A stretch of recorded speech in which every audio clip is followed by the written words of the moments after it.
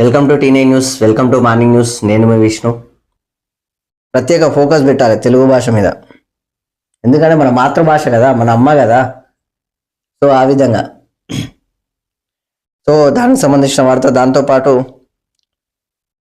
పిల్లలు మరణిస్తే తప్ప స్పందించరా అని చెప్పేసి ఇక్కడ హైకోర్టు తిడుతుంది మొత్తానికి ప్రభుత్వాన్ని, అధికారులను. ఆ విధంగా ఒకే పాఠశాలలో వారంలో 3 సార్లు ఆహార కల్తీయా? మీరు మనుషులు కాదా? డిఓ నిద్రపోతున్నారా? నాన్ బెయిల్ వారెంట్ ఇస్తే 5 నిమిషాల్లో ఇక్కడ ఉంటారు అని చెప్పేసి కోర్టులో ఉంటారు అన్నట్టు. నాన్ బెయిలబుల్ వారెంట్, అది కూడా మళ్ళా అట్లా ఉంది చూడు. మధ్యాహ్న భోజనం నిధుల అక్రమాల్లో మీ వాటా ఎంత? అది దోచుక తింటున్నారని చెప్పేసి చెప్పకనే చెప్తున్నాడు, డైరెక్ట్ చెప్పేస్తున్నాడు. అధికారులు సిగ్గుపడాలి, ప్రభుత్వ నిర్లక్ష్యం ఉంది ఇందులో మాత్రం. ఇది మాత్రం పక్క. అధికారులు సిగ్గుపడాలి, ప్రభుత్వ నిర్లక్ష్యం మాత్రం ఉంది, కంపల్సరీగా ఉంది. ఎందుకంటే ఇంత జరుగుతున్నా కానీ ఎందుకు చూడట్లేదు? ప్రాణాలు కోల్పోతుండే ఈ యొక్క పిల్లలు, రోగాలు పడి ఇబ్బంది పడుతుంటే కనీసం అన్నం పెట్టడానికే. అన్నం పరబ్రహ్మ స్వరూపం, ఇక అది కూడా తెలియకపోతే ఎట్లుంటుంది చెప్పండి? ఆ పొజిషన్లో మీ పిల్లలు ఉంటే ఎట్లుంటుంది? అది కూడా చెప్పింది ఈ హైకోర్టు.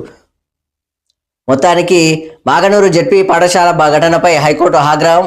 ఆహార నమూనాలను ల్యాబ్కు పంపాలని ఆదేశాలు.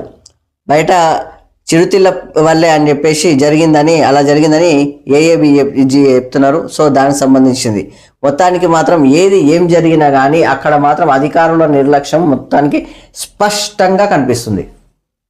వాళ్ళు ఉన్నా ఒకటే, లేకున్నా ఒకటే. ఇక ఉంటే ఎంత, లేకుంటే ఎంత. పనికి రానోళ్ళు ఓపెన్గా చెప్పాలంటే, పని చేయని వాళ్ళని పనికి అనకపోతే ఇంకేమంటారు?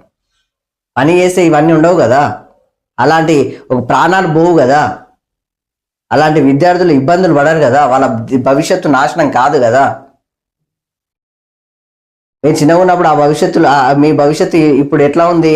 అప్పుడే పోయింటే దరిద్రం పోతుండే కానీ, ఎందుకంటే ఈ పిల్లల భవిష్యత్తు మంచిగా ఉంటుండే. సో అధికారులు కొంచెం దీని మీద చర్యలు తీసుకోండి. జీతాలు తీసుకొని తింటున్నారా? అదే జీతంతో అన్నం తింటున్నారు. సిగ్గుండాలి మీకు ఇంతనన్నా, వాళ్ళ పిల్లల ప్రాణాలు తీసుకోనికే.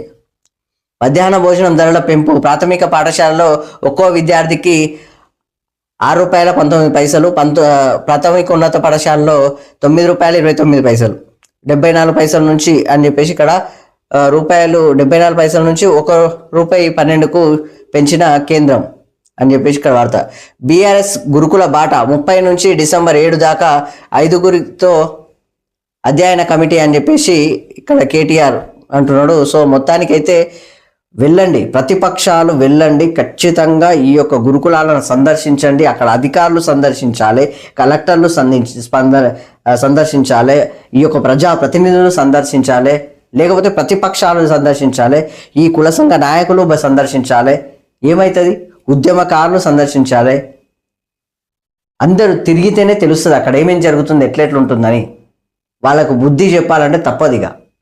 ఎందుకంటే దొరికినంత దోచుకొని వెనకాల వేసుకొని ఏం కట్టుకొని పోతారా?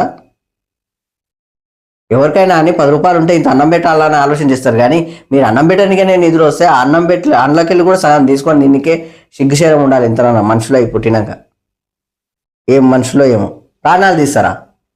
ఏం మనుషులే మీరు? పిల్లల ప్రాణాలు, అది కూడా పసిపిల్లల ప్రాణాలు.